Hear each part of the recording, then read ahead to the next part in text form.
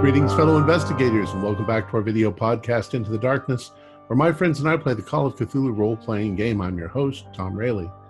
Our scenario is entitled Homecoming. It was written by Thomas McKeon, who is also our game master. And this is episode 17, and Thomas is going to do the recap. So without any further delay, let's continue our journey into the darkness. Thomas?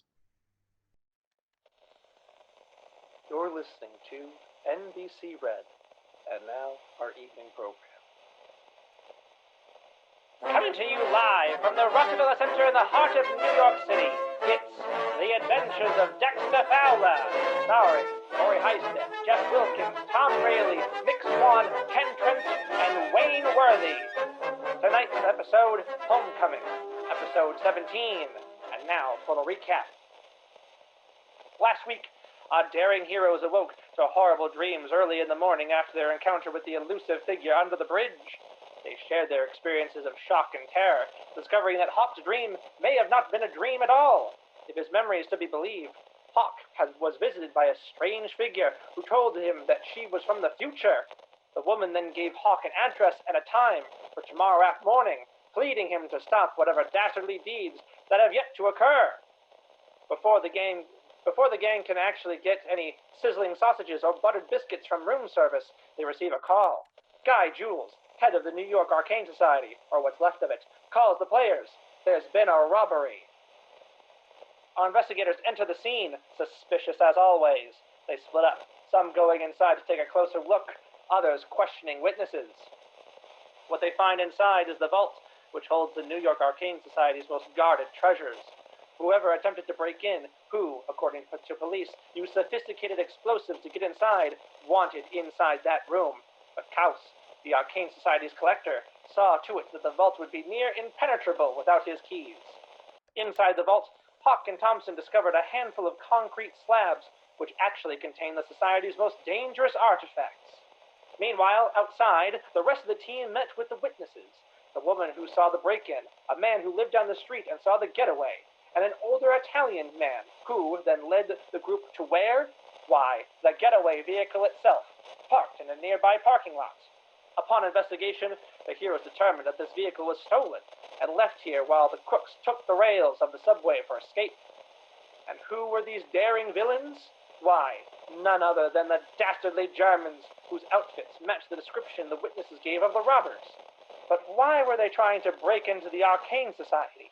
And what secrets were they attempting to steal? Better yet, what will they do next? Flash forward to Denny's. Whereas Hawk finishes 16 pancakes in one sitting, everyone else is reading the headlines. Murder victim's body missing. According to the local papers, the body of Mr. Harrison Giles, formerly an employee of the city planner's office, has been found missing, with no sign of anyone entering the building and no signs of where they went, except for a blood trail. But one thing comes to Tommy Anderson, plucky law student of Miskatonic University. Dead men don't bleed.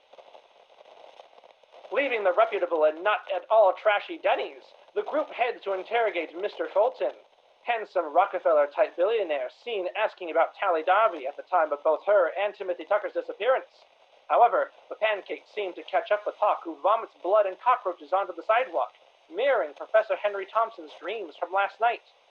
Hawk and Fowler are decided to be the ones who speak with Fulton, and so, in his office, they begin asking questions.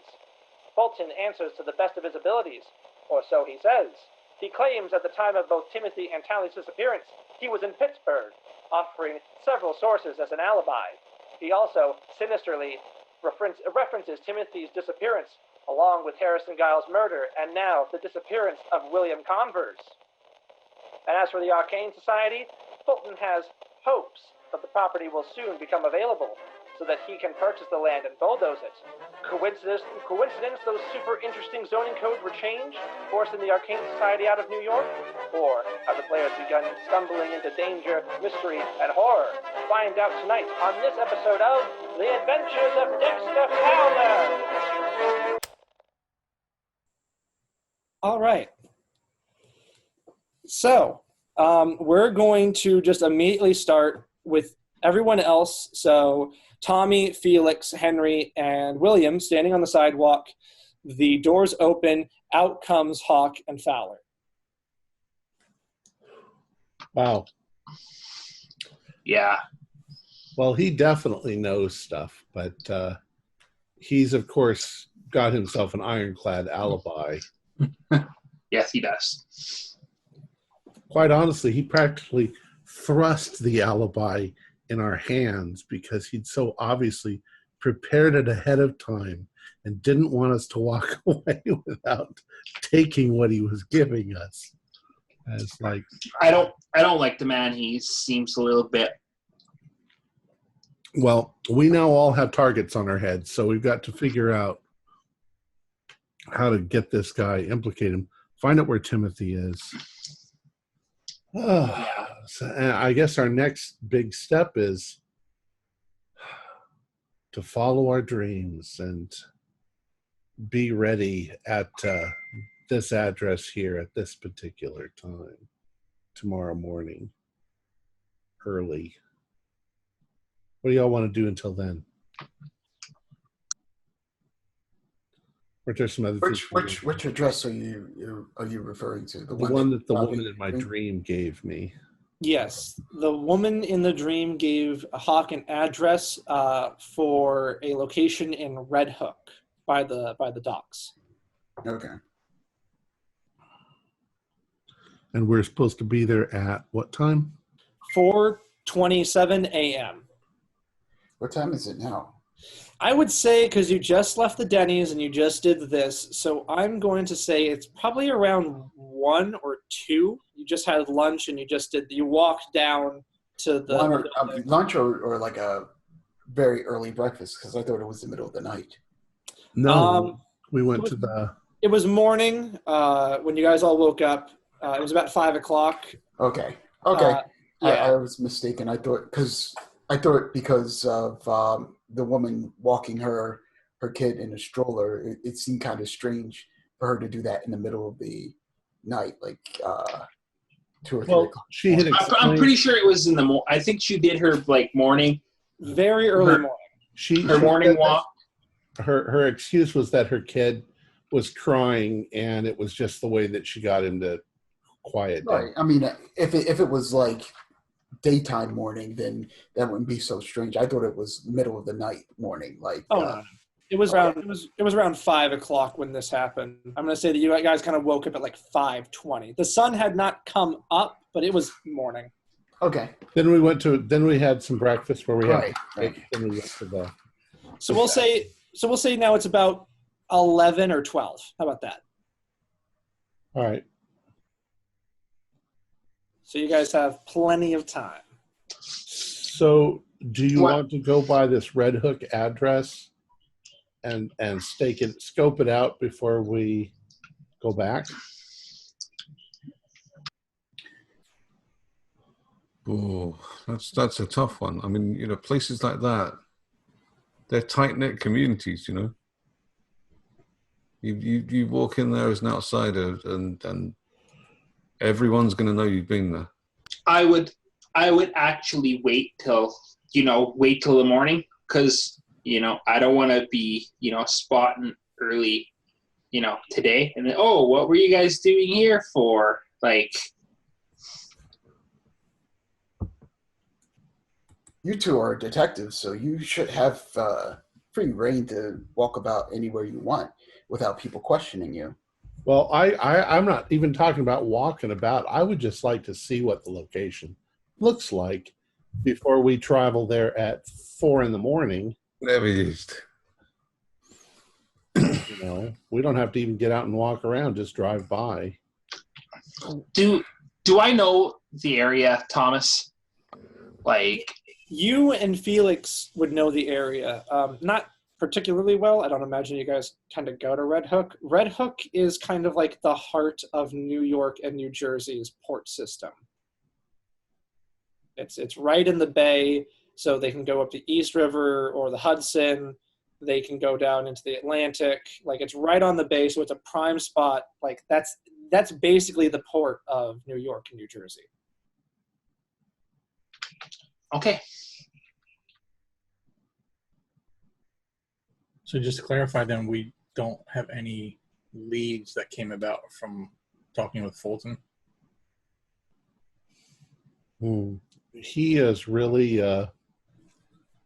if he's involved, he's managed to put up a screen of alibis to make sure that he's nowhere near what happens when it happens. Of course, a man like that doesn't have to actually do anything himself.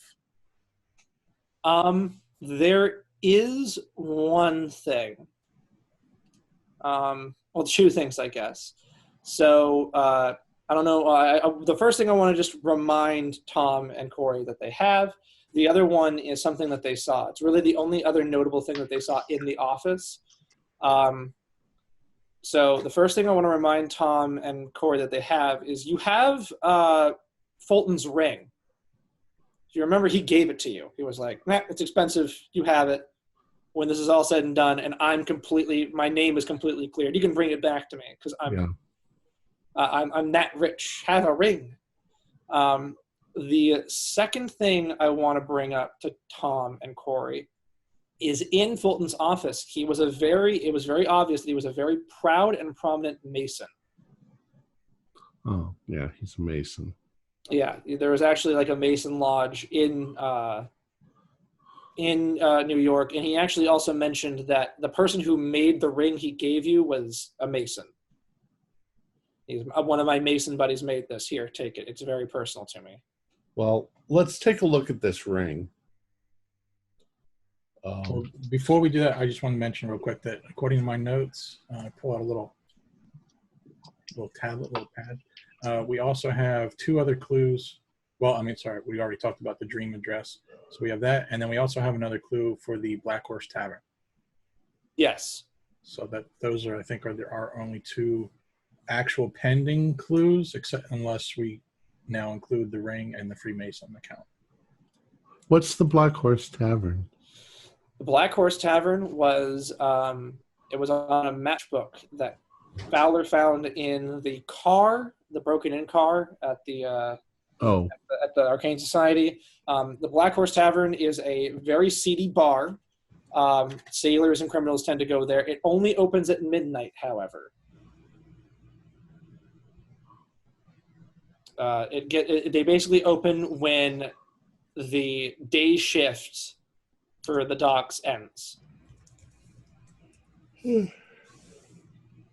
All right. Well, what do y'all want to do? Let's just take a look at this ring, and I pull the ring out. Why he insisted on giving it to me, I have no idea. It's just a basic brass ring. It's actually crudely made, too. This was made by his friends, the Masons, some friend of his. Yeah, some friend of... go ahead, Jeff. I just wanted to clarify, you had also given us a couple clues that while he was displaying a lot of this Freemason stuff, he also had the ring on the wrong finger, which made us seem as though he might be putting on an act, but we're unclear. That is correct. He was wearing his Mason ring on the wrong finger. Which is really weird. Well, he's definitely putting on an act. It's just why. I mean, unless we somehow, if we don't find anything else, perhaps somebody can stay back and shadow him throughout the day to see where he goes. Well, he's also, if he's not wearing his Mason ring on the correct finger, then, and he's trying to pretend to be a Mason, he's doing an incredibly bad job of it. I mean, any Mason would say, hey, that's on the wrong finger. Then again, I mean, the whole group is full of secrets, so do any of us really know if... Well, I think if he has it on the wrong finger, a real Mason would not just only bring it to his attention, but probably to the attention of his what do they call it, lodge? Sure. Yeah. Lodge mates, and say... They call it lodge. Yeah. I guess what I meant more was maybe it's got an alternative meaning, like, you know, you fly the flag one way, and then if you're in trouble, you turn it upside down. They are full of secrets. Yeah. Just a thought. I don't know. But knowing that he's associated with the Masons, that becomes problematic. They are a somewhat secretive group. You can't just walk up to the Mason Lodge and say, "Hey, I'd like to do some investigating about this member of yours." They would absolutely turn you away because they're a secret group. In fact, well, I'm not. That's not true. But I was going to say they don't even disclose all of their members. But you can be a secret Mason. I just don't get why he would even give you this ring. I'm not sure. He was trying very hard to assure me that he had nothing at all to do with these things. In fact, there were a few moments when I was pretty sure he was going to say things that he wouldn't have known unless he was involved. Yeah. Hey Tom, can I roll a psychology on this to see if this is some sort of like reverse psychology? Maybe he's doing this to maybe shield someone else. Because to me, it's like if a group of cops or detectives come up to me and they're asking me a bunch of questions, yes, I'm going to let them know that, yeah, I have an alibi, and I'll tell them what they want. But I'm not going to completely offer everything up to them and say, oh, and by the way, why don't you check here and check there and this, that, and the other. If they ask me, where was I on this particular night, I'll say I was here and I have an alibi here and I was doing this. Rather than just say, oh, and by the way, I was in New York and you can talk to this person. And, oh, and by the way, you know what I mean? It seems too convenient to me. So I would like to see if this guy is just really pulling one over on us, or if he's just, I haven't actually met him, so I wouldn't know if... it's hard to do a psychology roll on somebody you've not actually seen. Yeah, Right. But I will say that you don't even need to roll to do this. If he really did that, if he did do something, he's acting so cocky that he's like, I could get away with this. You've got nothing on me other than... Okay. You know. Yeah, that's what I was trying to determine. Whether he's being stupid or whether or not he's just like being cocky or... Well, I think that if he's gotten up into this position, he's pretty smart. He's cocky, but he has the, he's cleverly put his alibi into place. He's cleverly cocky. I don't know if that's which, if we can prove it, that makes it premeditated. Yes, if you can prove his involvement, then it would be premeditation. But from what you gathered, just from asking him, did you talk to Tally? Did you know anything about it? He was just like, I was over here. Like there's nothing connecting us. So, on the very fact that he completely denied knowing Tally, and yet he was looking for her at her front at Timothy's place. Come on, dude. That's the weakest of lies. Yeah. So what do we do?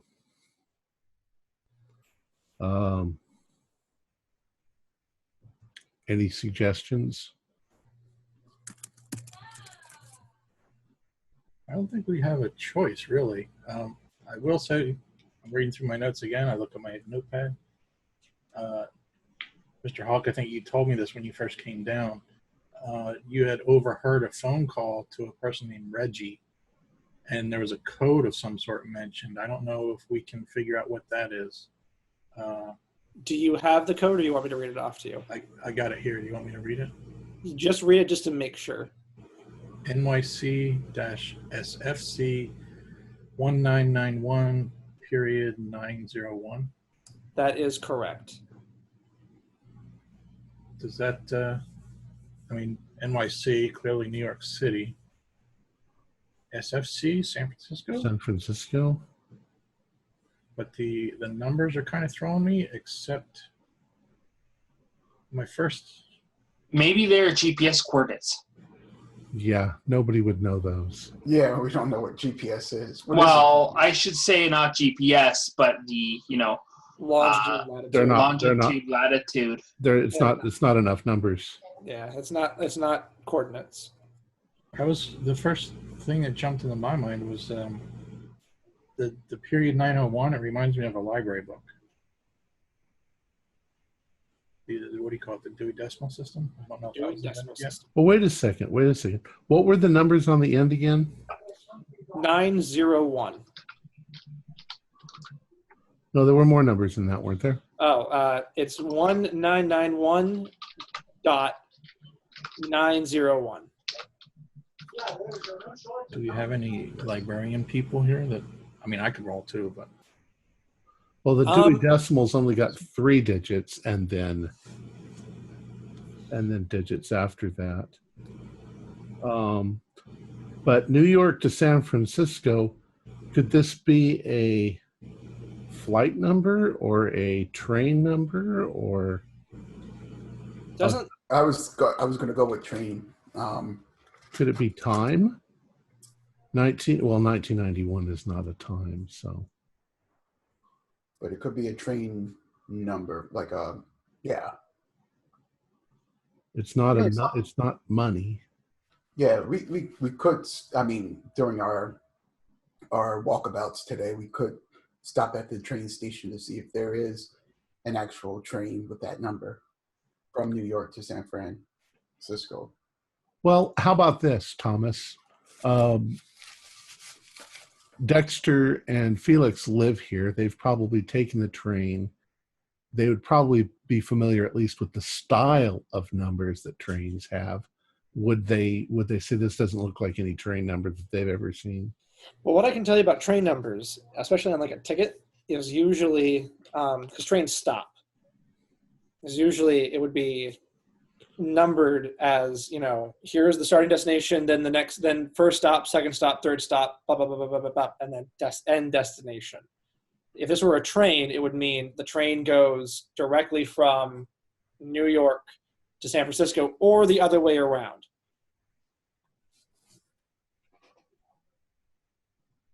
So this being a train number seems a little unlikely. Okay.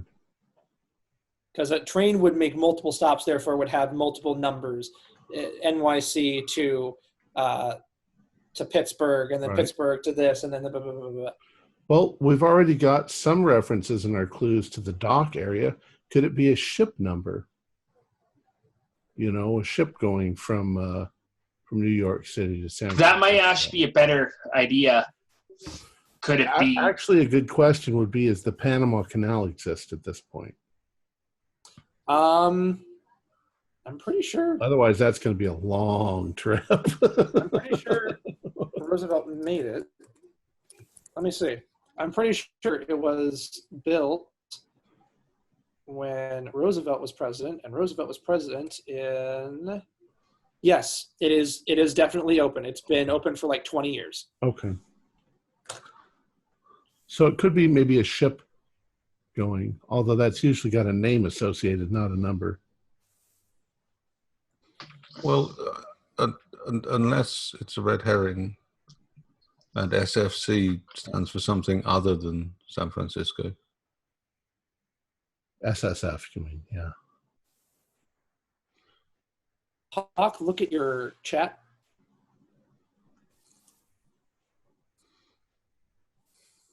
Okay, I suddenly fall over onto the ground. Oh, Are you okay, Hawk? There's you are something on wrong. the sidewalk. Yeah. I'm gonna start backing away because I'm very concerned that he's about to vomit blood again. I kind of say, hey, Hawk. And I pull my shirt up where my gunshot wound is. Doing so reveals the gauze on your abdomen, and you can see blood begins to kind of seep into it.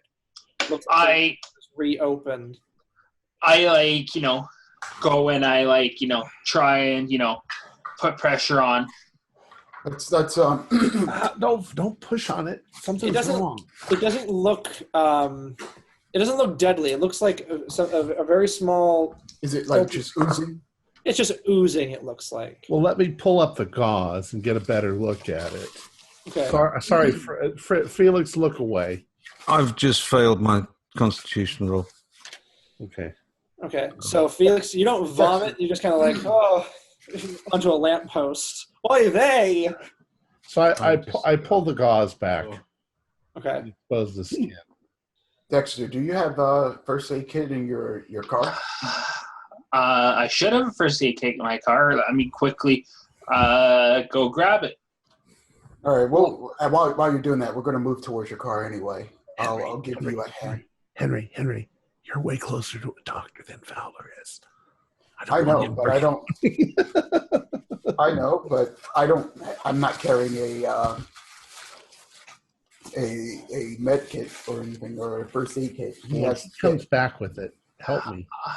Run. Yeah, let me remind you, Fowler, that the car is still at the Denny's because you walked to the skyscraper. It's only a couple blocks. You're fine. But you begin kind of booking it. I'm going to try to move on to a bench or something so that I can sit up. Yeah. There's a bench a little ways down, and when you can see, because you've lifted up your shirt, people are kind of like stop. It's New York City at 12 a.m. or 12 p.m. Like people are like looking at you like, what the fuck are you doing? And they just kind of glance at you and they just walk by. Really, in New York City? I would think. Well, when you go like this and just reveal an open wound in blood, people are like, okay, whatever, and then they kind of just like look at you and then continue walking. They don't stop to help you, but they just keep walking. So I sit down and I've pulled back the gauze and I'm looking at the wound. Okay. Henry, where are you? Are you standing right in front of Hawk? No, I'm with Hawk. Oh, Henry is, yeah. Okay, and then Felix. Tommy? Yeah, I don't really want to see this either, so I'm just sort of attending to Felix.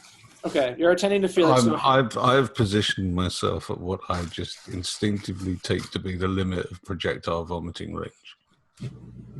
All right. Which I'm going to estimate at about 5 feet. My friends. Henry. I can't stand the sight of blood. It's a medical condition. I understand, Felix. Stay over there. So Hawk and Henry are the only ones that see this. When Hawk pulls back the gauze, you can see that the wound, it's not, I mean, it's still a wound. Like, it's still healing. It's staving off infection. It's fighting off. It's healing rather nicely.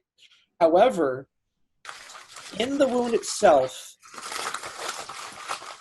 crawling out of a small gap, Tell me it's maggots. it's a cockroach. And it's pushing itself out of the wound, and eventually it kind of wriggles itself loose and it plops on the ground, blood kind of spotting everywhere, and then it just crawls away. Oh, no, I'm going to stomp on it before it gets away. You stomp on it. It kind of twitches, but it's dead. It's not going anywhere. Damn things get into everything, don't they? Wow, that wound doesn't seem as clean as we last thought. I don't know how I passed my sanity roll on that one. Oh, yeah. Yeah, go ahead. Damn it, bugs. I hate New York. I smell a malpractice suit. Yep, it does smell like a malpractice suit. I got a 48 out of 50, so I'm good. Because you passed that and you're in a good state of mind, I'm going to send this to you, Henry. Give me a sec. I am going to pull out my flask, which has a fairly high-proof alcohol in it. And you're going to pour it on the wound? And I'm going to pour it on the wound. Smart Okay. idea. It burns, but, it's okay. Because who knows where that cockroach has been. I did send you a message. Well, It's very simple. It's been inside your wound. Yeah, it looked as if, Henry, it was pushing itself out of the wound. That it split and popped out.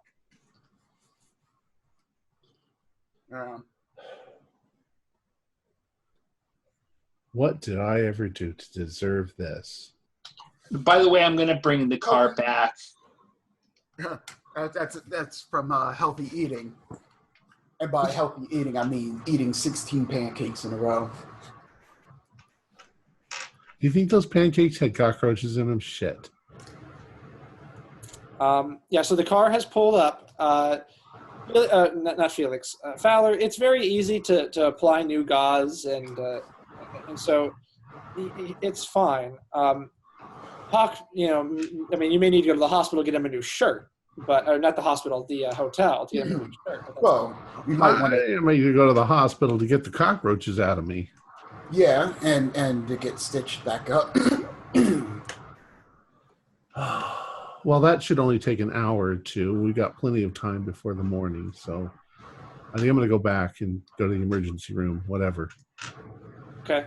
That'll be relatively simple. They stitch you back up. They're like, oh, we don't have any idea why there's a cockroach inside of you. Why would there be a cockroach inside of you? I don't know. Internal organs. But I vomited, and there were cockroaches, and a cockroach climbed out of my... Would you like to give me an X-ray or something? Did they had X-rays back then? I don't believe they had X-rays. I want to say that's a 40s thing.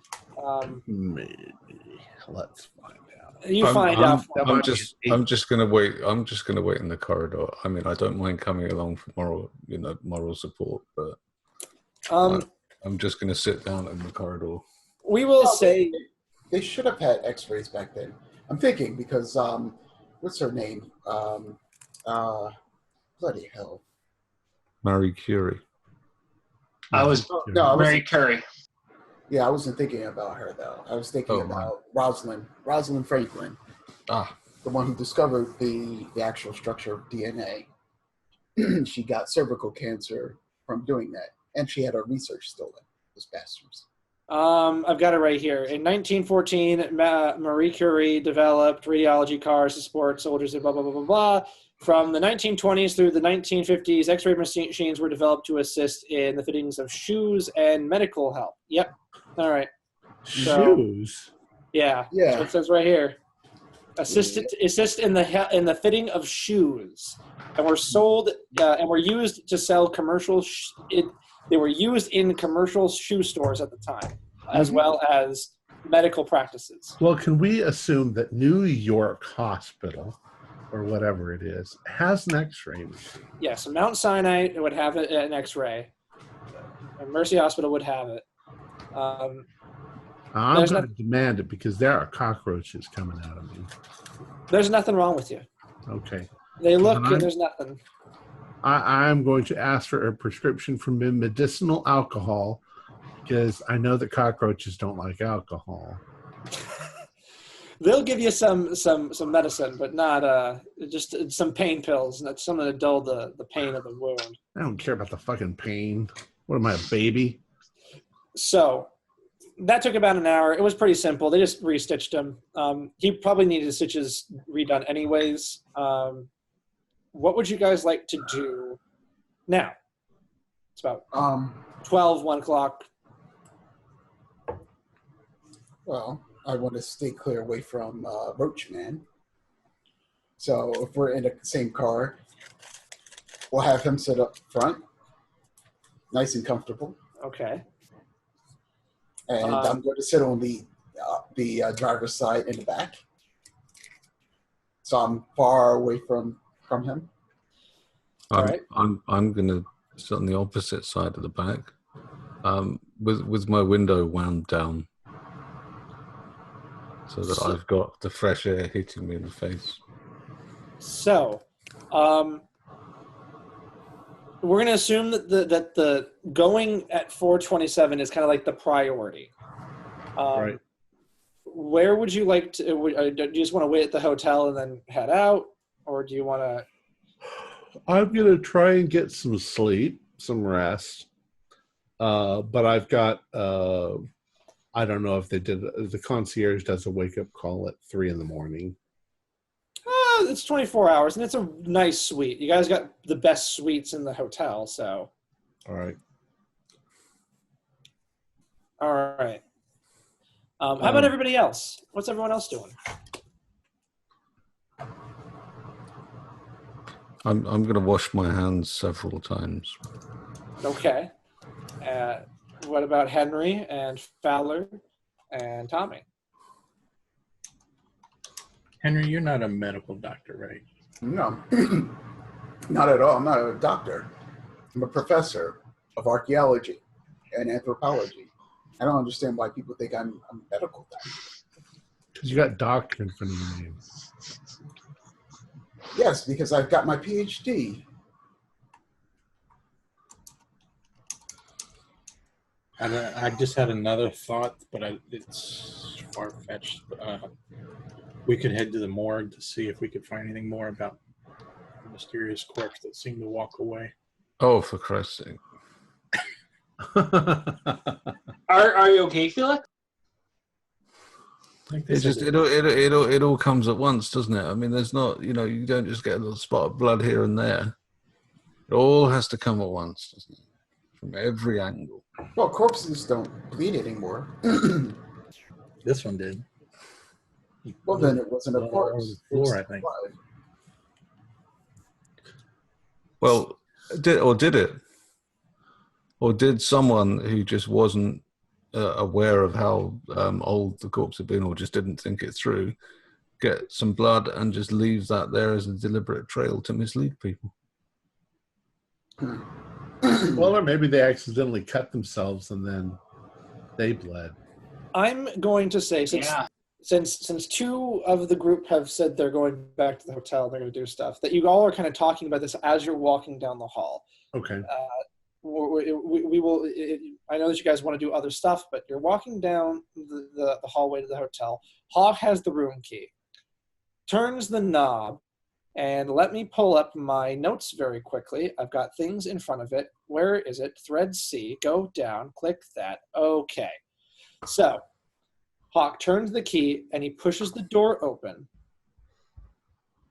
And your room is in complete disarray. It looks like a tornado came through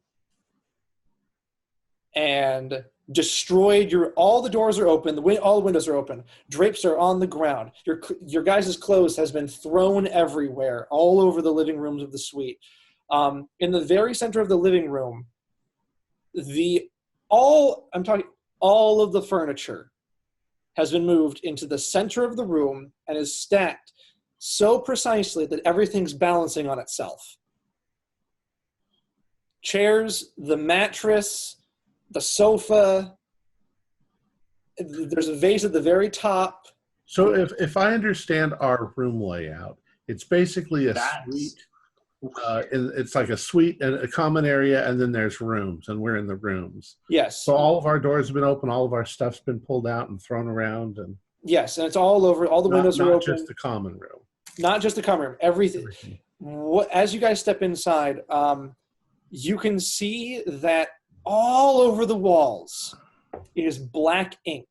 Near the pile of the stacked furniture are basically every pen that you may have had in your pocket or the hotel had sitting over here, and they've been snapped, and ink pools on the ground, and someone has taken that ink and drawn arrows all over the wall.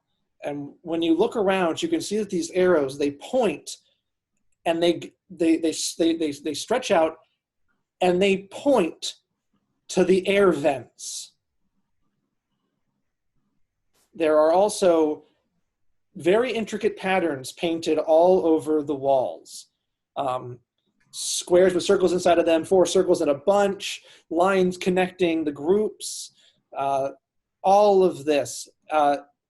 The arrows, they seem to be stemming from Hawk's room. And they're all going to the air vent? Yep. Well, there's a vent in every single room. And if you were to follow the arrows and where they point, they run across the wall of the hotel room, the suite, and then they point at the air vents. So the arrows start in Hawk's room and they all go throughout and point at the various air Well, vents. I go look in my room. Hawk, when you go in your room, everything, if you were going to any of your rooms, the mattress is ripped open, the sheets like hang from the ceiling fans, drapes are all over. Any toiletries that you had has been pulled out and ripped up, toothpaste sprayed everywhere. Question. Yes, sir. When I look at this, does it look like a person came in here using a knife and tore it open, or does it look like something supernatural has done all of this? Well, you already said everything's stacked up. Yeah. That's, I mean, in Henry and Hawk's time, you've heard of poltergeists setting things up or ghosts and stuff like that. So you could say that. It doesn't look like anyone's broken in. However, Hawk, this will let you know what's going on. Everything's been pushed out of the center of your room, Hawk, and in the center is, on a Spuckleton Colton, open, and the arrows stem from it. They line the floors, and then they go up the walls. Are they written in the book? No. Just around the book. They start at the book is the epicenter, and they kind of project out. Well, as I go in, is the book open or closed? It's open. Okay. I go in, and I look down at which page is open. And I close the book, and I set it wherever there's a spot to set it. When you close the book then immediately flips back open, and it flips, and the page that was on was a double-paged drawing or rendition of some kind of beast. It looks like it's got the face of a donkey. It's on hind legs, human arms. It's rending a man apart, and like face up. It's like bathing in the blood. Okay. Does it say anything in German that I can read? Yes, it reads "the beast." El Bisto. El Bisto. What is everyone else doing? Hawk is in his room. What's everyone else doing? I'm looking around. You said there's ink on the walls? Yep, there's ink all over the walls. But it's all pointing up to the vent. Yeah. In every room, they kind of like go all the way across the wall, and then they curve up, and they point at the air vents. Okay. I will go to the air vent and try and get the air vent off. Like the lid off of the air vent. Okay. So Fowler is getting is going to find something to kind of stand himself on, like a countertop or something like that, to get to the vent. What's everyone else doing? Could I look closely at the ink? I'm curious, like how it was drawn. Would I be able to see if there's a fingerprint, like if somebody smudged it with their finger to draw the arrows? Yes. Do you have biology? I do. Not a lot, but I do. Yeah, made it. 30 out of 40. It wasn't a human finger. Mm-hmm. It was the cockroaches. It's like a long, spindly finger. One long finger running up along, and you can see the point of where like the fingertip would be, and it's very pointed. Like the legs of a cockroach. A giant cockroach. Yeah. New York City. Cockroaches that can read and write. Wow. Henry and Felix, what are you doing? I am supervising. Okay. Making sure that Felix doesn't fall and split his head. This There's stuff that's piled up in the middle of the room. Yes. Does it look like it's been conventionally balanced? And are there any parts of it that look like they perhaps shouldn't balance? Or does it look like it's just been legitimately stacked up? Let me say it like... with the laws of physics. Let me say it like this. If you were to move even the slightest piece, this entire thing would come crumbling down.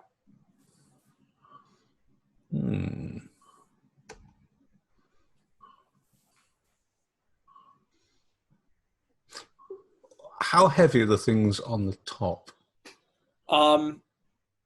What's being balanced at the top is the sofa, and then on the very top is the vase. You know,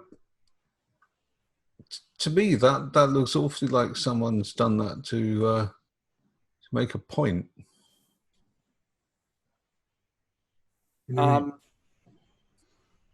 Go ahead. What sort of point? Well, it's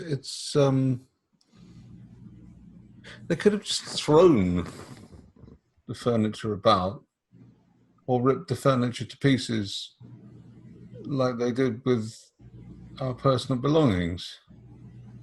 So why did they neatly pile all this up instead of ripping it up and going through it? At the very least, that indicates that they knew that what they were looking for is something that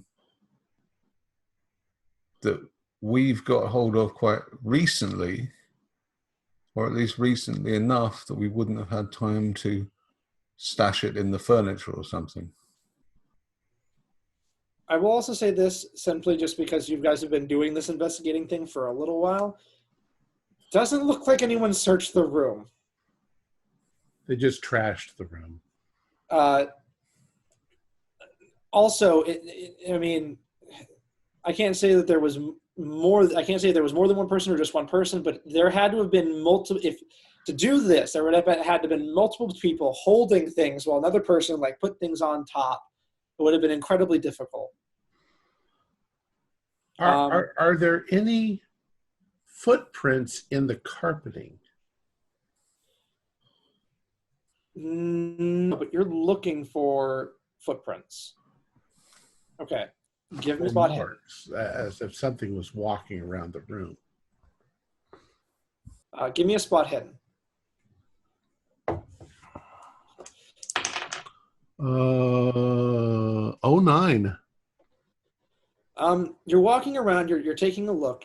You've moved it from your room into the living room, and then moved into the kitchen. And you can see that everything that was in the kitchen has been thrown around. I imagine you had food in there. You had to have been eating something, not eating out every single night. In the flour, you see a single pair of footprints, and they are perfect circles.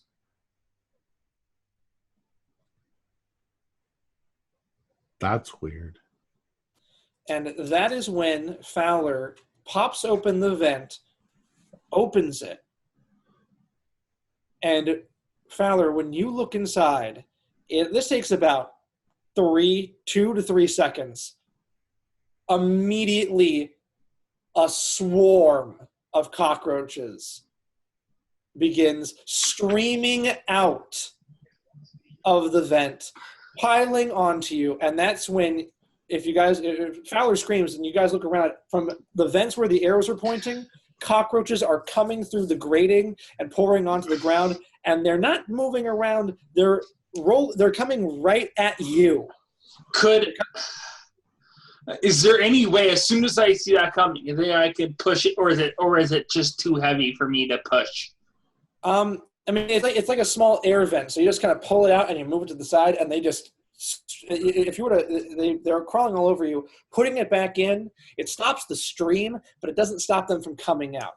And it looks like they're running, they're like scurrying towards the nearest person to them. I'm heading out the door. Okay. Right. I'm in front of him. Thomas, are you getting the messages I'm sending you? I am. Okay. That first message that you sent me, moving to any other page results in it immediately going back to the page. All right. Well, I felt my sanity roll, so I stopped supervising, and I decided to leave for the day. Okay. I'm going home. I'm going on a coffee break. How much sanity would I lose, though? We'll just say that you lose 1. Okay. I passed my sanity too. So. All right. So you get them all off there, but you can feel them because they got little tiny mouths. You can feel them kind of like nipping at you. But you get out and you're in the hallway. And then I'm assuming that Tommy and Felix also join you in the hallway. Yes. Once you're out of the room, you close the door. First thing I'd like is for Fowler, Tommy, Felix, and Henry to get your spot hiddens. Failed. Not impressed with the quality of this hotel. Yeah, I'm going to complain to the concierge. Pass. Standard pass. I fail. Yes. Felix and Tommy, you see that Hawk is firmly gripping the book. Freckleton Colton. Oh, my God. My mouth is dry. I can't pronounce it all the way. Sprecklicken Lenkoten. Yes, there we go. I gotta say it nice and slow.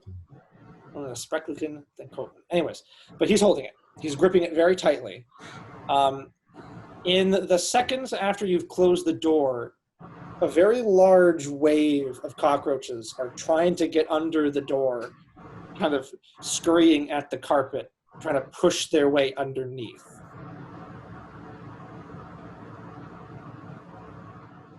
Do we need to get the janitor?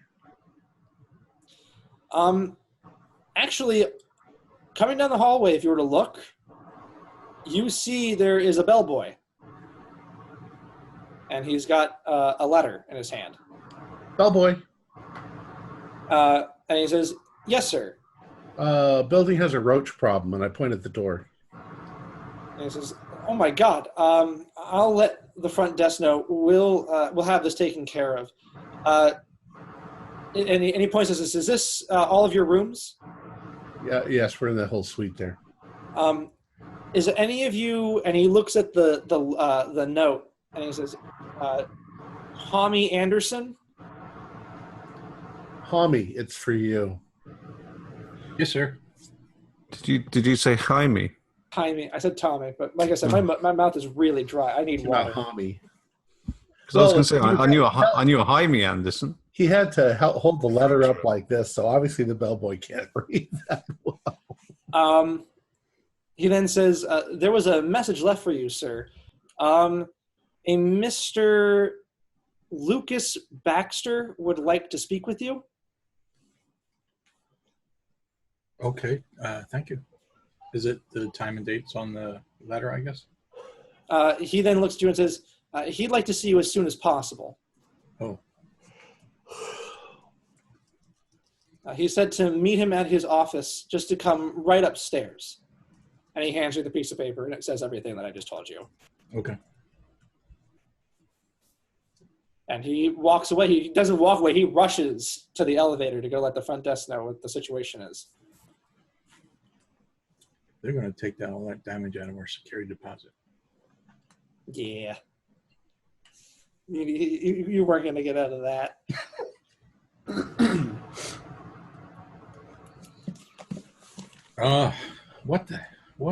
What's going on here? I don't know. I think we need to get to the Arcane Society. Yeah, I think we should go to Arcane Society. We've still got a few hours. I think we need to find a new hotel. Is the book doing that? Well, you guys are welcome to stay at my place, but Well, I'd feel safer if this book was in the vault instead of out here. I don't think we should give it. I guess it's their book anyway, so. Yeah, we've been trying to hold on to it. And, Well, I've been waiting for a moment to send it to Massachusetts, but well, imagine the trip towards Massachusetts. It traveling there. Well, it's just a book. Yeah, but see, I mean, we left the book by itself and see what happened with it. Well, I doubt it has anything at all to do with the book. I don't know. Stranger things have happened. You've been reading the book, haven't you? I've been glancing at it, not much. It's hard to read. It's in German. It's in an old, like middle high German. Yeah, you shouldn't read these things. Not without. Oh, please. Not without the rest. Okay. All right. I'm sending it to the Arcane Society. Don't worry, it'll get there. But for now, we gotta get it at least into the fall. Yeah. What about you, Tommy? Hey, hang on. Didn't you say that when you talked to the Arcane Society, they sort of kind of brushed you off? When you told them about what was going on here? They told me to mind my place. They thanked you guys for letting them know the actual situation because they had no idea that it was this bad. But they said that they would handle it from here. Okay. So they didn't sound any different than they usually do then? No, I don't think so. Okay. The Arcane Society probably is dealing with their own stuff, and they're just like, oh, God, now we got to deal with these fuckers too? Okay. All right. Can't Guy Jules just handle his own shit? The most bizarre thing about that guy is that he's taken whatever tomes they might have and sealed them in cement. That's just bananas, if you ask me. And you could just as easily put them in a big, gigantic safe that nobody could lift or take out, and then you could actually study them if you needed to. But that's why you can't study them. Do you know they're definitely in the concrete? Of course not. I have no idea. The guy could have. He could be bluffing. They could be in his apartment at home. Well, actually, it's not really a bad idea if you have a group of people who are trying to get it. They might be trying to get something like that, and you sort of distract them with something that's supposed to be sealed in concrete, and they decide to take the whole slab, and by the time they get home, it's a useless tome. Meanwhile, you have it stashed somewhere else that's safer. It's a lot of trouble to go through when and you don't think that people can find out where that tome actually is. They can find out that it's in the vault. They could find out that it's in your apartment or your house. True. And what the Arcane Society in Arkham does is put it into a vault and, have 3 combination locks on it. Isn't that what they do here? But it's... Apparently not, because they got broken into. Well, we know that the Arcane Society original branch was in Arkham. This is like a newer branch, right? Yeah, it's only been run for about like a decade, maybe like 8 years. Well, they're news, so. So everyone seems to be heading to the Arcane Society. What about Tommy? Tommy just got this message. Yeah, I'm going to head to go see Mr. Baxter. I'll take a cab if I need to. Okay. Well, we will now jump there then. Everyone else is going to the Arcane Society. We'll deal with that. Is it on the way? Because I could drop him off if it's on the way. No, 2 different parts of town. Then never mind that. I'll meet you guys at the Arcane Society. Or are you going to be long, or? No, we're just going to go there and drop it off. Well, we can meet somewhere for dinner. No more Denny's. That place is off of our list. It's nice and reputable. Yeah. It's not at all bad. Well, I'm in a mood for a meatball sub. So Maestros. Little Italy. Why don't we go for that? And then suddenly William appears. William, where have you been? I was looking at the Bamboni's big magic box, and I fell through a bit in the back, and I couldn't get back out again. So yeah, that can stick from time to time. So you've been in the dark dimension, huh? Mm-hmm. They trashed our rooms. Yeah, Ken, what they have found is the room has been in complete disarray. The book, Unspeakable Cults, has been opened, and the entire room has been trashed. When they looked inside the vents, because there were arrows pointing to the vents, they opened the vents and cockroaches just started swarming them. Holy shit. You Can I just go back into the box? You also just opened this to that. There we go. Creepy crawlies. You also missed Hawk. He opened up his something was crawling around in his wound, and he opened it up, and what was popping out of the stitches was a cockroach, and he kind of just plopped onto the ground and scurried away. We tell you this while we're heading to the I'm heading to the Arcane Society. Your friend Tommy is heading to talk to some guy. Yes. For a reminder, Lucas Baxter is Baxter Law. He's the guy that handles George Fulton's accounts. Mm-hmm. He's also one of the partners of the Atlantic Sea Group. And we're going to jump there now. So, Tommy, you head up to his office, 3rd floor. The secretary just kind of lets you walk in. She just looks at you. She doesn't say anything. She just lets you walk in. Very dimly lit. No lights are on. And he's got those Venetian blinds, so the light is just kind of pouring in. And he stands there, and he's got, it looks like some kind of file in his hand. And he says, "Mr. Anderson." And he turns, shut the door. Yes, sir. What can I do for you?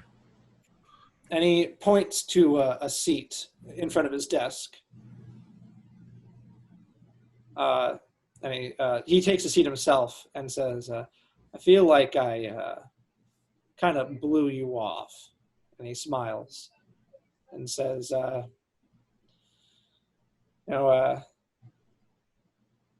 would like to offer you a job here at the firm, once you graduate, of course, and take the bar." That's amazing. Thank you for that opportunity.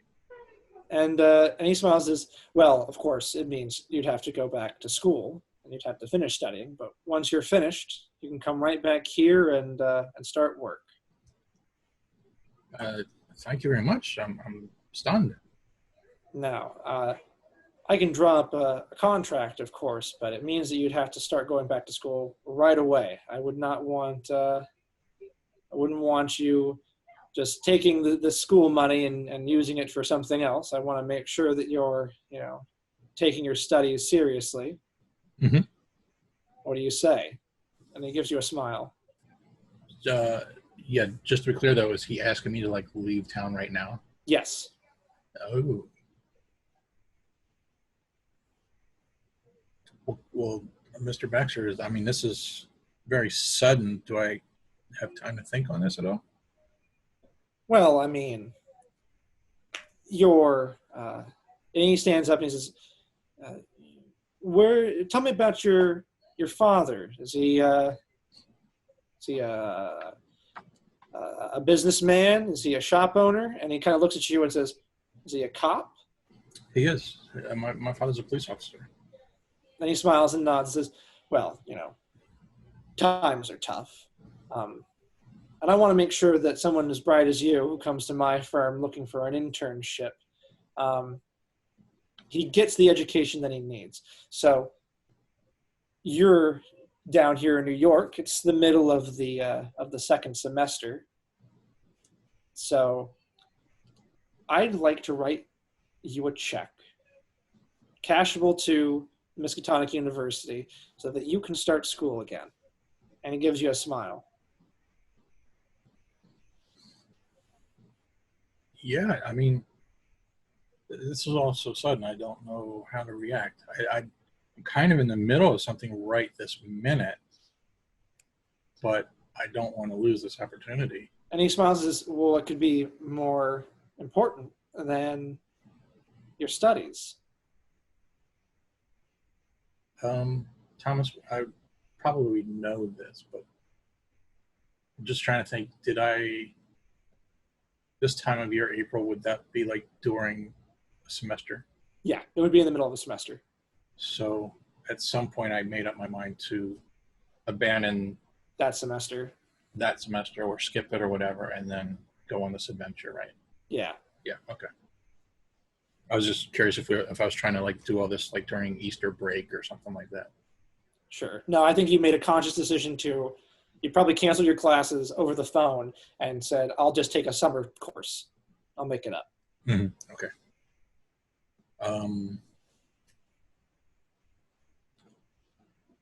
Yes. Wow. This is amazing.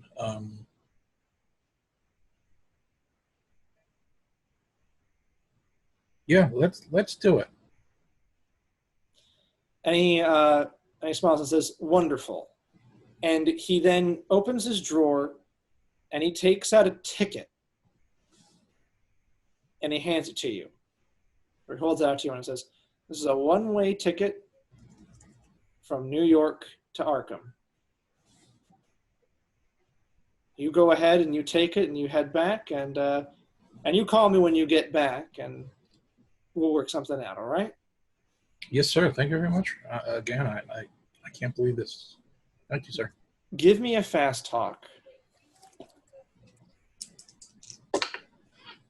Uh-oh. No, not even close. I got 85 and I only have base 5. Yeah, okay. Yeah, he then kind of glances at you and he crumples the ticket. And he stands up and he walks to the door, saying, now, Mr. Anderson, I'm a little bit more, and you hear the lock click, direct. I'm a little bit more direct than my associates. You know, I became almost immediately suspicious of you, Mr. Anderson. And he kind of sits down at the desk. He doesn't take a seat, but he's standing in front of you. And he says, word spreads quickly, especially when you and your associates are investigating problems out of your pay grade, like City Hall. When you first came here, I thought you were maybe a private eye. But then I get a call from George Fulton. And he says that 2 men, Clifton Hawk and Dexter Fowler, they came to his office. Now, George, he doesn't really mind, we'll say. He's not as mindful as someone like me. And so being the paranoid man that I am, trying to cover his ass and mine, all of our asses, I did a little bit of digging. And he stands up. First, I uncover that Clifton Hawk, Henry Thompson, and Trent Sterling saved one Miss Amelia Court during a shootout with a cult. And your friend Caleb died during that investigation. Isn't that right? Yes, sir. He then grabs the folder off of his desk and opens a drawer. He says, then you and your associates with Hawk and his group, you went on that Rayleigh case where he said, quote, and he opens the file.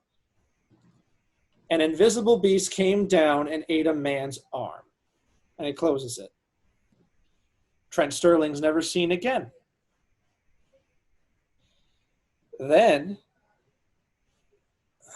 and he pulls out a piece of paper and he hands it to you from the folder. When you take it, it's the property deed for Trent's cabin. He says, now it's got you and Amelia's name on it. My name? He then says, that's right. 2 of you bought it together, isn't that right? Out of game. I was under the impression that Amelia bought it, but am I wrong?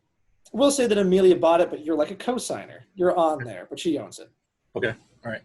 Because I wrote it down as such. Okay. I'm playing it as such. And he then says, now, Mr. Anderson, I can play investigator too, and I'm quite good at it. Now, I know that Mr. Hawk is a part of the Arcane Society, as well as Mr. Thompson, and I know that he has gone and seen the New York Arcane Society, as he has mentioned it to Mr. Fulton. And he leans forward on his desk and he says, I'm going to tell you this once, because I don't think any of the others will. Walk away. And he leans back and he says, walk away like you did with City Hall. The others may worry, but I do. The others may not worry, but I do. I see you as a threat. And he then reaches into the drawer and he says, and don't think that we'll play fair. And he then puts something on the desk.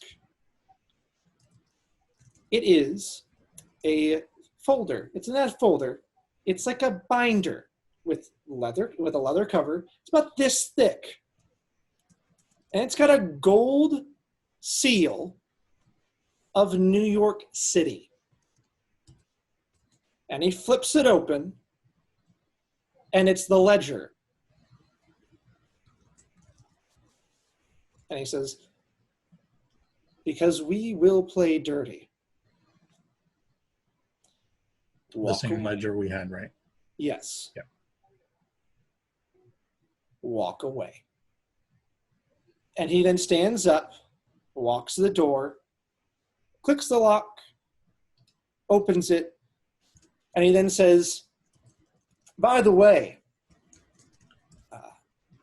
Amelia Court, when I called her this afternoon, she seems like a nice girl.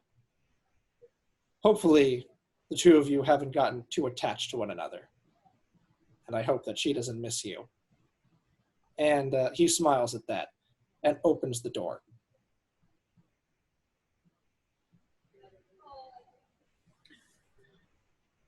I say good day, sir. And he smiles. Can I do one more thing? I don't know if you need me to roll or not. Go ahead. As he was doing all this, I'm looking around his office. Did I happen to see any signs of Freemasons? Yes. On his hand, there is a ring. And it's on, from what Hawk and Fowler said, it's on a completely different finger than Fulton. Would I know if it's on the correct finger, or you're just saying it's a different finger? We'll say it's a different finger, and it's the wrong finger. Okay.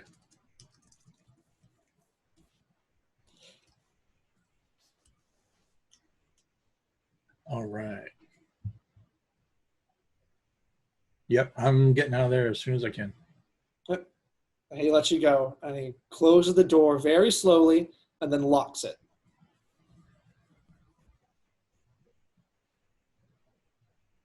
Okay. I glance at the secretary and try to straighten my tie, straighten my suit jacket. And she looks at you with a certain... Her face is very washed out. Like, she's very washed out. She's looking at you very wide-eyed, very white, very pale in the face. And she's just looking at you, just staring at you. Like, worry. She probably knows what goes on. Worried about me, or? But you don't know. Yeah, okay.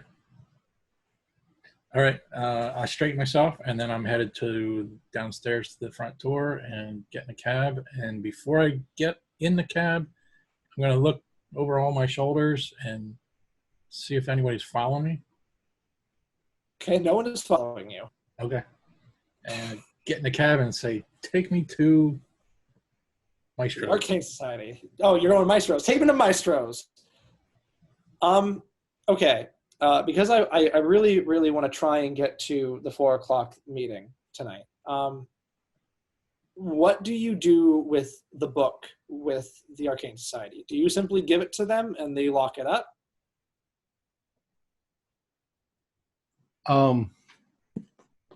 Oops, I forgot the book. I'm gonna get okay. They can have it. Okay. But, Yeah, sure. Okay, they can have it, but they already owned it, right? I shame them for the fact that they just left it lying around. And when you say, "Oh, you left it laying around," like they were like, as soon as you said that she was missing, we were going to go to the house and start looking around. They're still going to look around, but All right. Yeah. Well, Go. I got this because it's dangerous, and I don't know. I don't know if I should first trust you giving it back to you. I should consider sending this to the real Arcane Society. We'll say that, just to give you a rundown, Guy doesn't really care because Guy is so paranoid and focused about the cult that he is focusing on that. He's like, "Oh, yeah, I trust you. You can have the book." Kaus is like, "Give me the book. The book doesn't belong to you. It belongs to us, and we'll figure out how to get it to the Arcane Society." Emma is like, "You're with the Arcane Society. You should just take it and give it to him." So you got your 3 variables. I don't care what you do with it. Give it to me now, or you can take it and give it to them. I'm going to do a power roll.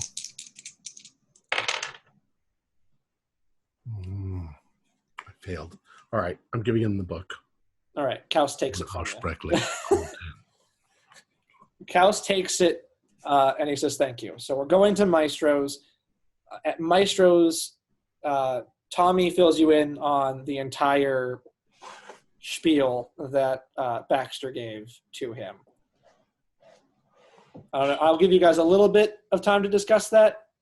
I want to get to that. I want to start it at the very least. Guys, when this whole thing started, I didn't know that we were going to encounter this kind of danger. I mean, it's one thing to encounter strange mirror creatures on the other side of the mirrors and have to deal with that, but human beings are the worst of them all. And it doesn't take any magic or any dark spells or anything to hunt us all down and have us assassinated. I guess my plan really didn't work. What plan? Well, remember, they apparently have the book that, the same ledger. This is an incredibly corrupt city, and at least we don't have the book in our hands anymore. Now you're learning who's at the top. Yeah, like I said, I guess I'm very sorry. Well, the corruption apparently goes all the way to the top. We should assassinate President Roosevelt. Future President Roosevelt. No, at this point, let's see where this goes this morning. Yeah. And I swear to God, I'd love to go back to my old practice in Massachusetts. How many days have we been working on this case now? About 7 or 8. About a week. Yeah. You're just doing the math? Yeah. 8, well, I mean, if we're saying it's 8 days... 8 days, 25, $200. That's $200.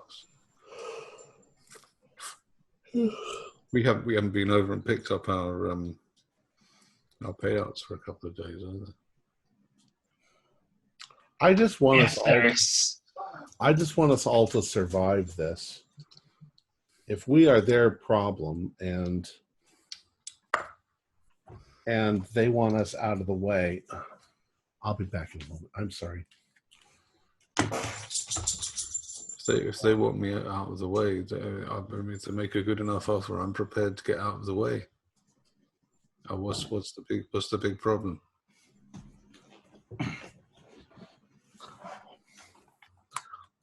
So what's the problem with that? I mean, if they're going to pay us to get out of the way. No, I don't think they're going to pay us. I think they're going to kill us. Well, you see, that's what I've never understood about hoods. I mean, that makes no sense at all. They've got money dripping out of their ears, right? Why don't they just, if they just took the time to buy a man off, it would save so much of this killing.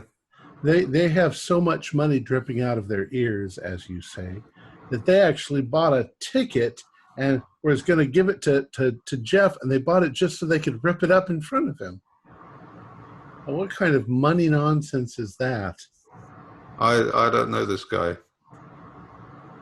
Well, I'm just saying, if you guys all want to run, if you want to cut your losses and go back,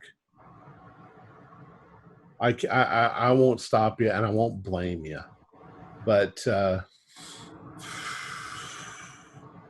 at this point, I'm too involved. I've got to see this thing through. Why are they going? I mean, why are they going to come after us? Why can't they just let us just? Jesus Christ! What a town! Because they not only don't want anybody to find out what they're up to, but they don't want anybody to ever find out what they're up to. And now there's Masons involved, and they're the worst. See, the thing is, on the one hand, I don't mind telling you all that I'm frightened. I am frightened. Dear Illuminati, send all your letters to Thomas McKean. Yeah, I'm scared too, but you know what? We have to continue this. So, Felix, you're a magician. Do you know anything about these secret societies that you can tell us? Well, I mean, I'm a member of a couple of little things just for stage magicians. But I know a lot of magicians are Masons. I don't know. It always just struck me as some men meeting up and having dinner together and talking about philosophy. I thought that was what they did, wasn't it? I always thought that it was more subversive when it was in Europe, but something doesn't seem right. I think they might be posing as Masons, but in fact, they might have their own little clique that they're trying to control everything. Like the Shriners, you mean? Don't even mention the Shriners. Those fezzes, those red hats, that scares the shit out of me. And their small little cars. All right. Can I now ask, is it safe to assume that you're going to wait until the allotted time and go to Red Hook? Well, no, we're going to go there first. And then when we're there, we're going to wait for the allotted time. You got it. All right. So I'm going in tooled up. I've heard about Red Hook, and it's a rough neighborhood. Can I? Sorry to interrupt, but I'm curious. I'm going to pull William aside and ask William what do you think about this deal that Mr. Baxter made and then rescinded? Do you think we're in trouble here? William kind of whispers to you. I think he would just keep this between us, Tommy. You know, Yeah. I think he would whisper to you very kind of calmly but quite assured. We're in danger. If you wanted to go, that's fine. But I'm going to stick with it. All right. I didn't want to influence your decision either, so I think we're both on the same page. Yeah, it probably seems a little bit. I would say William would seem a little bit more. You would expect him to be kind of, tweaking out a wee bit and maybe let's go. Mm-hmm. But he seems quite calm about it. Okay. All right. Thanks. I just wanted to clear that. Yeah, no problem. All right. So you guys are going to go to the location at the docks and wait. So let's do that. All right. It is about, we'll say 6 or 7 or 8. It's evening. It's nighttime now. Well, no, wait a second, because we had dinner and then we went back to our apartment to go to sleep. It's got to be later than that. Oh, so what time? Okay, how about I ask this? What time do you want to go? Well, I want to be ready. I was thinking about 3. Okay. That's what I was thinking. I said, let's just wait. I'll pick you up at 3 unless where are you guys staying? Are you staying at my place or where are you guys? Yeah, let's say we stayed at Dexter's because we were just basically sleeping on the couch as couches. Okay. So, do you want to say 3, 3:30, 4? Well, like I say, I want us to be ready to go, but how long will it take us to get there? We want to arrive there about 20 minutes before. Yeah, it takes about, so you would wake up at about 3:30 and get there by about 4. There's no traffic at 3 o'clock, so it's just like a 25-minute straight through. All right. Does everybody agree? We'll get there about 4. I'm taking Felix's suggestion. I'm packing. Yeah, we should all be packing. Yeah. Does everyone have a gun? Yes. Yes. Yes, I And I a have knife, a Luger now. and a knife, and brass knuckles. Okay. I do not have a gun. Do you have any kind of weapon? No. Knowledge. Okay. William's got a curved wooden gun, boomerang shaped. A boomerang shaped. Henry, don't you have a? Isn't that cane that you've got there really a sword? No. You're thinking of Another character. Some other guy. Could it just be a you're secret thinking- that you've been keeping? You're thinking of Dr. Dawkins Dawkins. of the Arcane Society. Oh, that fuddy-duddy. That's right. Yeah. All right. So you guys arrive at Red Hook. So as you guys are pulling up, what you see is that the address in Red Hook is actually, well, I mean, this is all docks. It's the Port of New York. This address, however, it is a private dock that's for a company called Transcontinental Import-Export.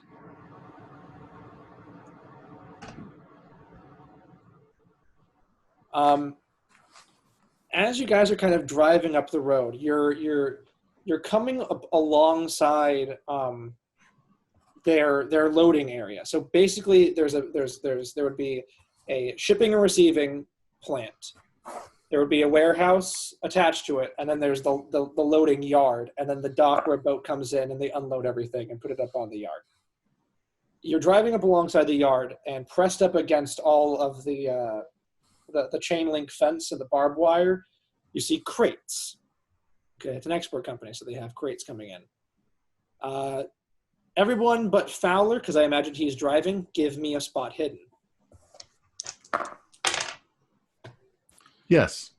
96. Fail. Okay. And what about you, Tommy? Did anybody make it? Yes. I failed. No, I failed very badly. I got 50 out of 70. Yes. Oh, okay. I've got a cockroach in my eye. I failed by 3, so, but if you passed, Tom. Okay. Hawk, you're the only one. It's nighttime. Everyone's a little tired. Everyone's a little like uppity because they don't know what's going to happen. You're looking out the window alongside the chain link fence, and you're seeing the crates. And as you kind of drive by, you're going relatively slow. You're seeing NYC HOU 3924.665. I tap Tommy on the shoulder and I say, look at that, the numbers on the boxes. And when you point it out, you can see that the boxes have stamps, like black stamped labels on them. They're boxes of books, I bet. I just had a thought, gentlemen. What if our mysterious Tally has sent me a message telling me that there is a box that we need to find on the dock because they're going to be shipping it at 4:27 a.m. and we have to get it out. Maybe Temmie's inside. Maybe she's inside. I was just going to ask you that, Mr. Hawk. Did you tell us anything about the dream? Yes, I told you all about the dream, all the details. So can you remind me then why we're at this address? Do we know why we're here? Because we got a dream that told us to come here. Okay, that's what I meant. We just were given, here's an address, go there at this time. Not going to tell you why, not going to tell you anything about it. No, I told you the whole dream. I told you everything. Everything that Hawk told you was, I'm from the future. I hope remember I screamed and jumped out of bed and you all came in? Yeah, but that's I'm trying to... That was the dream that I had that I told you all. You screamed because somebody gave you an address? In the dream, yeah. Okay. And we think that it's Tally sending us a message. Okay. Fowler, as you turn around the corner, you can see the parking lot, along with a gate that leads into the loading yard, and then there's the shipping and receiving building. You can see, as I pull it up on my thingy here, as you're pulling up, you all see that the chain link fence gate is open, fully open. And despite it being 4 in the morning, I'm going to say it's about 4:07. Okay. Despite it being 4 in the morning, the lights are on inside the pickup office, and there are cars still in the parking lot. Okay, so obviously something is going down here. Maybe we should not go there. We should just try and find that shipping container. Well, I don't even know if that's the case, but... Well, from what you're saying, it has the same amount of numbers as the, you know what I mean? Let's just avoid them and go to the shipping container directly, or try to find it. Well, how do you know that they're up to no good in there? I mean, it's the docks. Maybe maybe just the time they work. There's a lot perfectly innocuous to have. Felix, because you've mentioned that, there is no ship in the dock, and you can see that there's no one moving stuff into the yard, and there's no vehicles in the yard. So there's nobody working right now. Doesn't appear like anyone's working. Oh, that puts a rather different complexion on things. If that's just, I don't want to have any confrontation yet. Fowler, where are you parking? Are you parking by the gate? Are you parking in the parking lot? Are you parking on the street? I need to know where you're going to park. Turn the lights off. Yeah, turn the lights off and park. Just yeah, I'll park. Outside. I'll turn my lights off and then I'll park kind of behind like another building, just outside of the dock area. Sure. So you're going to go down like a block and you're going to watch. Yeah. Okay. I said we get out. Let's sneak over there. Yeah, I can do this. No, seriously, I've got my soft shoes on and everything. Right. I'd rather do this than running around shooting people. I know that much. I reckon I can probably sneak up to that building. I really think I can do that. You said, well, never mind. You're going to sneak anyway. You might don't need it. I was going to say, if you're not in the mood to shoot somebody, lend me your weapon.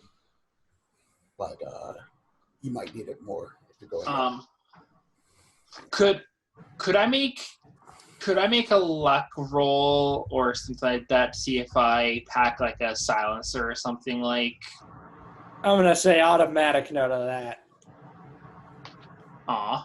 Love you, Corey, but no, it's because you won't tell me about second edition, you bastard! Now that's on the recording. But anyways. So, Felix, you're going to sneak by yourself. Yes. Let's do it. Give me a stealth roll. Oh, go ahead. Well, I'm going with Felix, but I suggest to Henry, why don't you see if you can locate a shipping container that's got New York to San Francisco. Yeah, I'll do that. 1991-01, and knock on it and say, "Is anybody in there?" All right. So what is everyone doing? I need plans of action. So Felix is going to go to the shipping, the pickup area. I've rolled a 14 on my stealth, which is a hard. Hawk is going to follow behind him, but not go in. He's just going to kind of be. I'm gonna try to see if I can overhear what's going on inside. Sure. That's the purpose of getting. Fowler, are you remaining in the car? Are you the getaway vehicle? Yeah, I'm gonna basically be the getaway vehicle. Okay. Henry, are you going to go and look for crates? Or are you going to go through the gate? Yeah. No, I'm going to look through the crates. Okay. I'm in proper stealth mode. I've got my collar up and my hat down as far as it'll go over my face. So just to be clear, you're going to walk into the shipping yard. I'm sneaking in. Oh, I'm talking about Henry. So Henry, you're gonna go into the shipping yard through the open gate. I'll wait until everybody is moved in position, and while they're doing that, they can serve as a distraction. He's hanging in the shadows. All right. I just wanted to make sure that he's going through the gate and not through the building. What about William and Tommy? What are you guys doing? Well, William wants to get in there, but his stealth is terrible, so he's kind of got to do it in a way that he's able to, rather than chancing the dice roll. So you're gonna hang back, and if something gets shitty, you're gonna go in guns blazing. Boom, but he wants to get in the action though, and see what's happening. Yeah. What about Tommy? Yeah, I guess the same thing, kind of hanging back a little bit.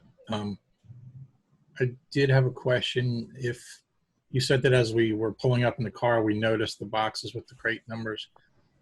Is there any way to tell, like, from looking from the fence line, if there's a pattern to the boxes? Like, would I be able to narrow down the area that? Not really. I'm going to say you have to be in the yard for there to be any sign. Okay, that's fine. So I'm just going to hang back a little bit till. All right. So I'm going to say that Tommy, Hawk, and William are going to kind of stick together as a group. You guys are we're not too stealthy, but we got our guns group. Right. Valor's getaway vehicle. So let's do Henry first. Henry, as you approach the gate, I want to kind of get through this as quickly as possible. So no spot hiddens. Where is it? You see, very first thing. Well, I'll do this. Anyways, you step up to the gate, and what you see is that the chain link fence gate that's open to the shipping yard, it had a lock. That lock now is in the middle of the road. It kind of blended in with the concrete, with the asphalt. It's been snapped in half with bolt cutters.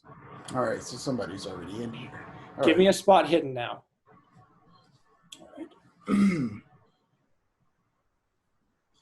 46 out of 45. So I just missed it. You want to spend 1 luck point? Yep, I will. Okie dokie. What you see just behind a series of crates. You couldn't see it from the road, but kind of here you can kind of spot them.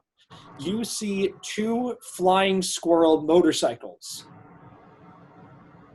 And you then see, as you're kind of looking at that, you see a flashlight kind of basking over a wall of crates, and 2 men step out into the shipping yard, and they are looking directly at the gate. They don't see you, but they're kind of looking around. I'm going to try to find a place to hide and keep my ears perked up. All right. Felix, you passed your stealth, so you are able to get inside undetected. What you find inside, you kind of step inside and you go underneath the counter. What you hear is a man say, "Don't move!" And when you kind of peek up, you see that there are 3 men. They hold shotguns. They've got masks over their faces. Kneeling on the ground in front of them, there is about 4 men. There's about 5 people sitting on their knees, hands zip tied behind their backs, knees zip tied together, heads facing down. One of the goons, he takes a shotgun barrel, props it up against his head. This looks like a robbery. It looks like a holdup. Okay, I'm going to. And Hawk, Tommy, and William heard the "Don't move." They also hear, you all hear, "If you move, I'm going to blast your head off." Okay, I'm going to tuck myself in behind the counter. Okay. And get out my gun. But my other hand, I'm still trying to hold my collar in front of my face as much as possible. Okay. So I'm still aware of the fact that I'm sneaking about, but I've got the gun out as well. And I'm going to, for the time being, I'm just going to try and listen. Is it just threatening, or are they asking about anything? They're just threatening. It sounds like they're guarding. From our location, Mm-hmm. do we know that they're not saying that to Felix? Yeah, I'm going to say that like you're just beneath a window and you can look inside and you can see what's happening. Okay. You can also see that there are papers kind of thrown everywhere, like they were looking for something.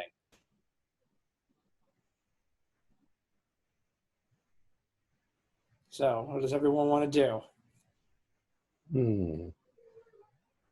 Well, I don't really want to risk going for the door again. And I am basically there, just waiting, looking around, making sure there's no other kind of, people showing up. Felix. Yes. You then,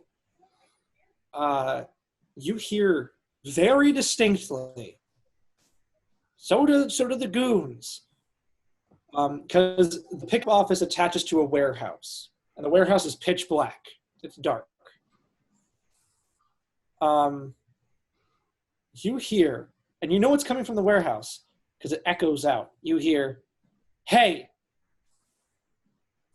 And the goons turn, and one turns and hits him. And he says, "I thought there was only going to be 5 of them."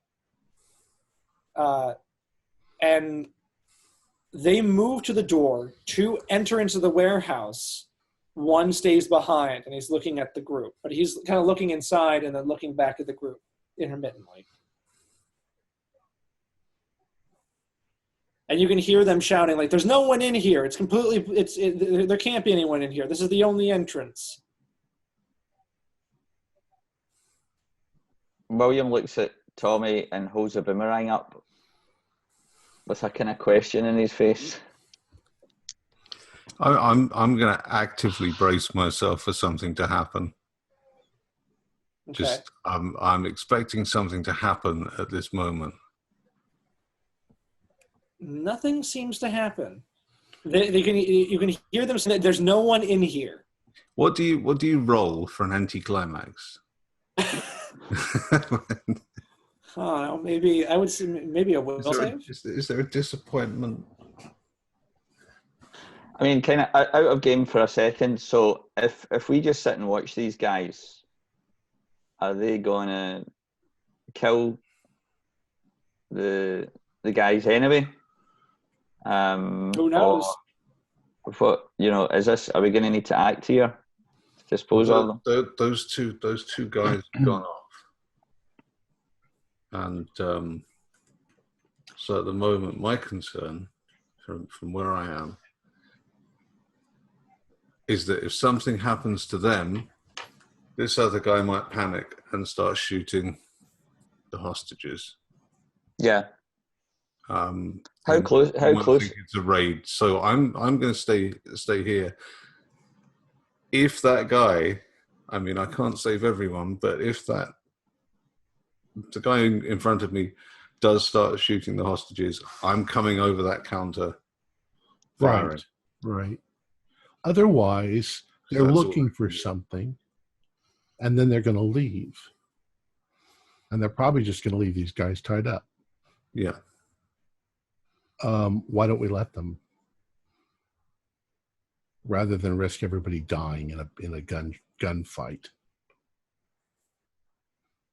Well, or we could lay a trap for them. We could take all the air out of their tires, and then once they jump in their car, we could shoot them all. They won't be expecting that. They'll be trapped in their cars. We could, but in game, I'm kind of pinned down really. If I go for the door, we all are. If any of us make a move, if I fail my stealth roll getting out there, then it's going to tip them off, and they might start shooting hostages. So, what is Henry doing? Henry, you're not at the pickup office, but there's very clearly a robbery. Yeah, there's The question is their attention still focused forward and not nearly on me? They're looking around. Well, they're kind of looking in that area. It seems like they're keeping watch of the gate. Is there anything like a bottle or a brick or something like that lying about? It's Red Hook, so I'll give you a luck roll. 45 out 49. So yeah. There is a bottle. So I'll pick the bottle up and I will chuck it towards, far away from me, but like across the area to get their attention over there. Okay. Not gonna make you do a throw roll. Throw it, and let's see. Question is if they fall for that, they might not fall for that. They then go.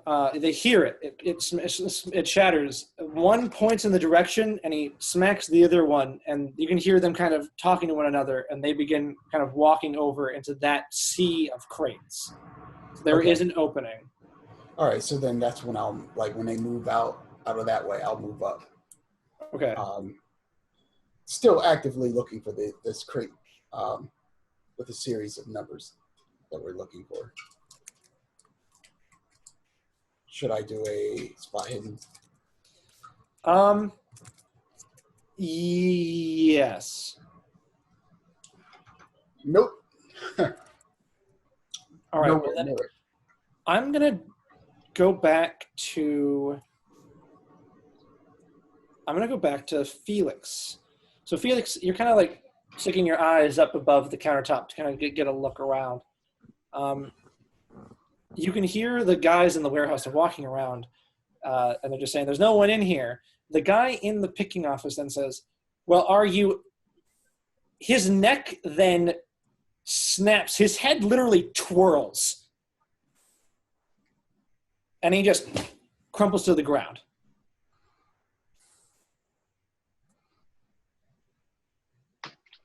Okay. Is there any reaction from the warehouse that would indicate me to believe that the other two have witnessed this as well? He cut off mid-sentence, so they're just like, Greg?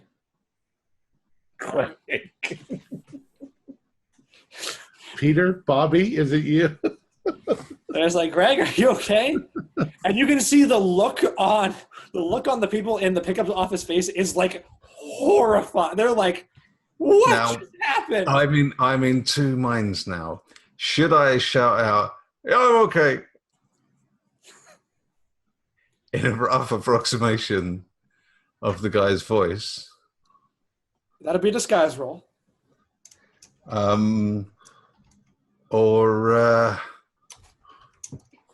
I'm going to do that. Yeah, I'm going to do that. When else can you use your disguise roll?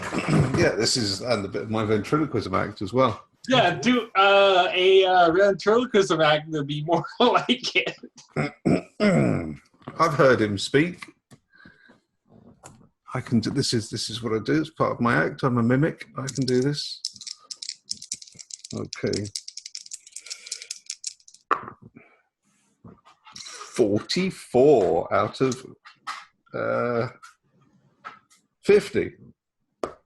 Yeah, you say it so quick and so like blended in on itself that it could pass. But the people in the office that are kneeling down, they kind of look over to the countertop, and so you've given yourself away to them, but they're not saying anything. Okay. There's nobody in this office except for the tied up people. Yes, at this point, it's just the tied up people. I'm going to stick my head out where I can see them and give them a...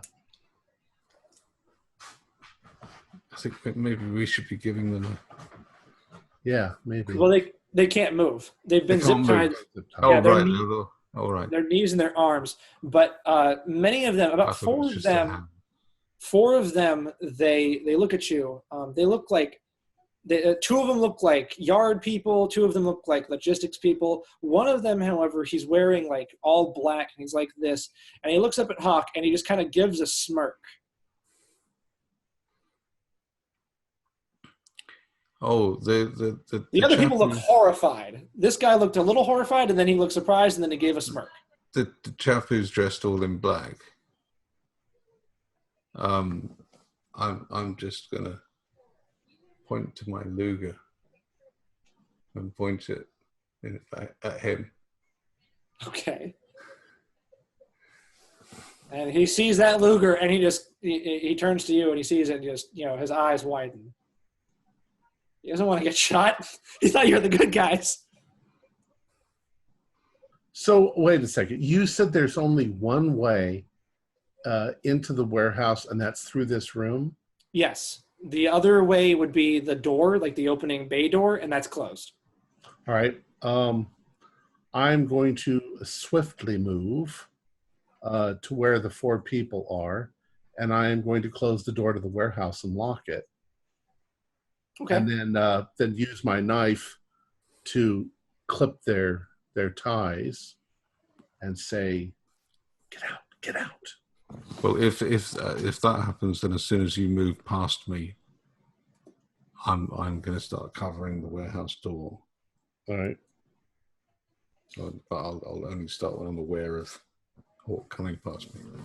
So you undo everybody, and they rush out.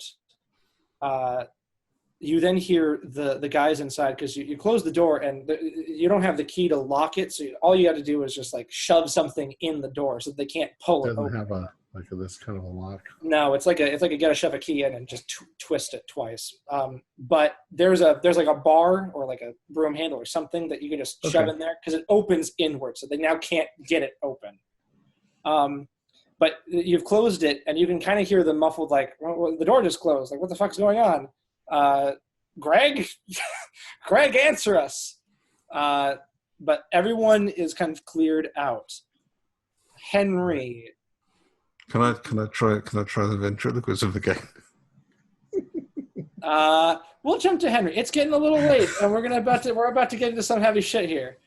Don't come in. We're indecent. I'll be out in a minute. Okay. Let me see. Henry, as you are walking through the rows, you're trying to find this stuff. You can see, first of all, that inbound stuff, things that are coming to New York on shipping containers, the addresses are flipped. So inbound, coming to New York means NYC, whatever, and then the number. Outbound is the city that's going to -NYC. So you have now gathered whatever this number is, whatever's in this crate, it's coming to New York. Right. As you're looking around, you hear a rumble and then a screech and a truck just basically fishtails right into your row and begins barreling down towards you, towards the exit. Oh boy. Now do I have to do a dodge? No, getting out of the way of this truck is not difficult, but give me a spot hidden. Oh boy, I've been rolling like shite today, so let's see. Oh, I made that one. Just barely though. Okay. So as the car drives by, you can see that there's a driver, a passenger. It's a covered truck. It drives by. In the back of the car, you see that there are lots of different crates. And there are two guys inside, and they hold machine guns.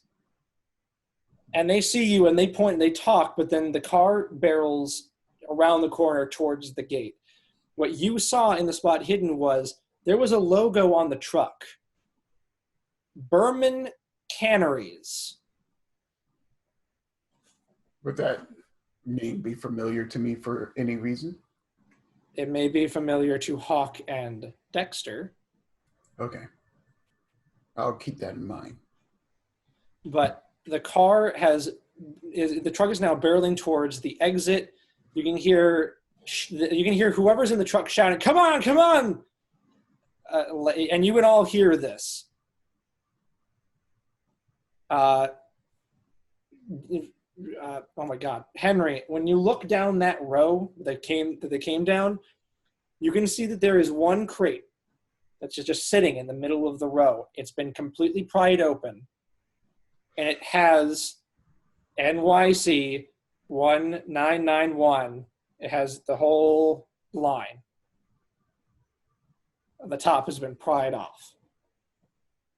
So they got it. They got it, but they have not gotten away. Next time, we're going to start a chase. No. A chase through the city with shooty shooty bang bang. Oh, does anyone actually genuinely understand the chase rules?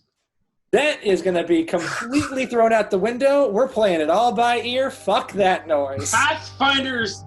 I am not driving this time. Last time that happened, we fell off a bridge. I'm not going to do that again.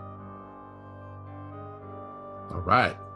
Our players included Mick Swan, Jeff Wilkins, Corey Heisted, Ken Trench, Wayne Worthy, and myself, with Thomas McKean as the keeper of the secrets.